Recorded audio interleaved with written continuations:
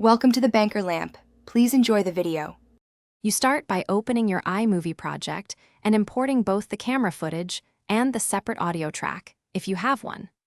Once imported, drop the video onto the timeline, enable waveform display so you can see peaks, and immediately detach audio from the video clip to expose a movable audio strip. This gives you direct control. It lets you align the external audio with visual cues. Make sure the timeline zoom is increased so you can see individual waveform peaks before you move on. Once the detached audio is visible and the timeline is zoomed in, nudge the audio clip left or right to match a distinct waveform spike to the corresponding visual event, like a clap or a mouth movement. Use the snap feature to lock it to the frame, then trim any excess by dragging edges and add short fades to avoid pops.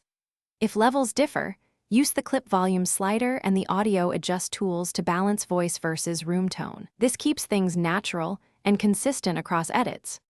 To finish, play the section back at full resolution and listen carefully to dialogue and key action points.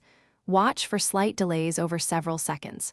When satisfied, export a short test clip and confirm sync on your target device.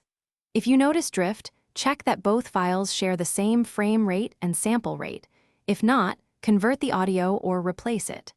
As a last resort, detach and realign using a visible clap or slate waveform. This quick marker fixes most stubborn sync problems.